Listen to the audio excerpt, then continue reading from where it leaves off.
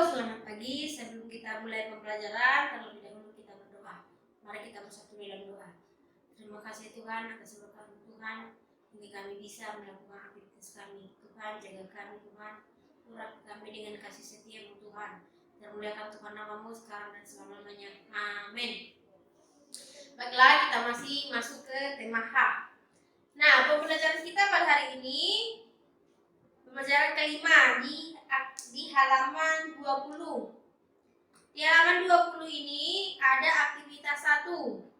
Apa yang dimaksud dengan siklus hidrologi? Nah, buat ya aktivitas 1 ya. Nah, terus Ibu masih jelasin dulu siklus hidrologi pendek, siklus hidrologi sedang, dan siklus hidrologi panjang. Nah, di sini dikatakan siklus hidrologi pendek, air yang terdapat di laut menguap dan membentuk awan. Nah, katanya di sini siklus hidrologi pendek ini, air yang terdapat di laut akan menguap dan membentuk awan. Nah, lama-lama itu air yang menguap itu bisa berubah menjadi awan. Itu disebut dengan hidrologi pendek. Nah, lama kelamaan awan akan berubah menjadi butir air dan turun sebagai hujan di atas laut. Nah, katanya lama-lama awan ini dia akan berubah menjadi air atau butiran-butiran air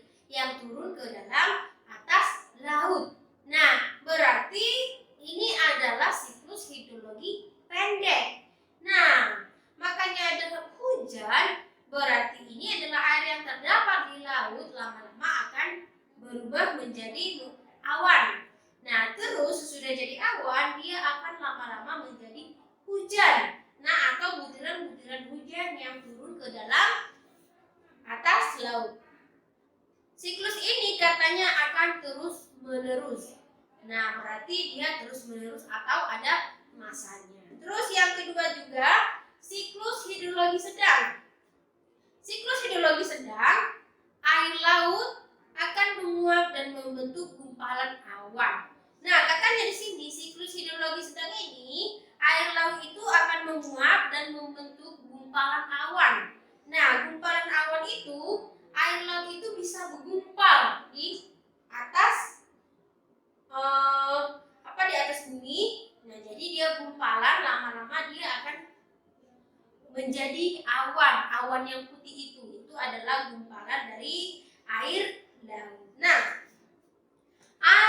angin akan meniup gumpalan awan ke daratan. Di atas daratan awan akan berubah menjadi titik-titik, turun hujan menjadi hujan. Nah, katanya di sini yang gumpalan tadi, angin ini akan meniup. Nah, gumpalan yang ada di atas awan itu, angin akan meniup atau lama-lama gumpalan itu akan mencair atau dan menjadilah hujan. Nah, itulah disebut dengan hidrologi sedang. Nah, jelasin lagi, air hujan yang jatuh di daratan akan mengalir ke daerah yang lebih rendah seperti sungai. Nah, yang air ini atau hujan ini, yang gumpalan tadi, dia akan berubah menjadi hujan dan otomatis katanya di hidrologi sedang ini dia akan mengalir ke daratan yang lebih rendah. Daratan yang lebih rendah itu seperti sungai. Nah, mengapa demikian? Danau dan akhirnya akan kembali ke laut. Nah, dari sungai danau, airnya itu akan jatuh atau mengalir ke laut. Nah, jadi di laut itulah tempat penyimpanan semua air. Semua air dari manapun tempat penyimpanan atau tempat pembuangan air adalah di laut. Nah, siklus hidrologi sedang biasanya di daerah tropis seperti Indonesia. Nah, katanya di sini siklus hidrologi sedang ini kebanyakan di Indonesia, bukan di luar dari Indonesia. Berarti siklus hidrologi sedang itu dominannya di Indonesia. Ingat ya. Oke, kita lanjut lagi. Siklus hidrologi panjang. Siklus hidrologi panjang biasanya terjadi di daerah pegunungan atau daerah subtropis. Nah, siklus hidrologi panjang ini kebanyakan katanya di daerah pegunungan atau subtropis. Nah, pada siklus hidrologi panjang ini, air yang menguap akan membentuk awan. Nah, air yang ada di siklus panjang ini, dia akan menguap dan membentuk awan. Nah, kemudian angin akan meniup awan hingga sampai ke daratan. Nah, awan tadi dan terjadi dengan angin akan meniup angin ini menjadi ke daratan. Daratan itu ke tempat-tempat yang daratan rendah begitu. Nah, di daratan awan akan berubah menjadi salju. Salju yang menumpuk akan berubah menjadi gletser. Nah, dikatakan di sini daratan awan akan berubah menjadi salju. Di Indonesia kan nggak pernah ada salju, berarti di luar negeri. Terus, maka gletser akan berubah menjadi cair sehingga terbentuklah aliran sungai yang akan kembali mengalir ke laut. Nah, dari salju itu juga lama-lama dia kan akan menjadi mencair atau gletser, disebut dengan gletser. Gletser tadi ini akan mencair hingga jatuh ke dalam laut. Nah, di laut itulah tempat pengumpulan semua air dari sungai, danau. Nah, dari pembuangan apa itu jatuhnya ke laut. Nah, sampai sini. Hujan, kamu lihat gambar di halaman 20, aktivitas 2, itu ada hujan, kondensasi, penguapan. Penguapan ini adalah dari tanah ke atas, dan semakin menguap dia. Nah, apa sih siklusnya ini? Siklusnya ini siklus hidrologi pendek. Nah, buat ya di situ ya.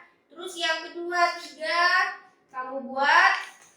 Nah, terus di halaman 23, di halaman 23 itu ada dikatakan carilah bacaan atas sebagaimana pembentukan danau-danau berikut. Ada 5 di sini, Danau Toba, Waduk Jatiluhur, Danau Kawah Gunung Kelut, Danau Superior, Danau Sentani. Nah, di sini dibuat penjelasannya ya, biar kamu tahu Danau Toba itu seperti apa, waduk itu apa, Danau Kawah itu apa. Nah, terus di halaman 24 itu aktivitas 4. Ya, di halaman 4 aktivitas 4. Terus di halaman 27 itu ada aktivitas 3. Berikan tanda centang pada kolom berikut sesuai dengan pernyataan peran manusia bagi lingkungan, positif atau negatif, baik atau buruk. Kamu tinggal centang. Oke? Terus jangan lupa halaman 30, evaluasi subtema 1 sampai halaman 32 ya. 32. Oke. Cukup sekian penjelasan hari ini. Kalau kurang mengerti, bertanya. Ya. Mari kita bersatu dalam doa. Tuhan, terima kasih belajar kami sudah selesai. Engkau menjaga kami dan memberkati kami di mana berada. Kami yakin Tuhan akan setia langkah kaki kami, Engkau selalu menjaga kami. Termuliakan Tuhan namamu sekarang dan selalu. Amin.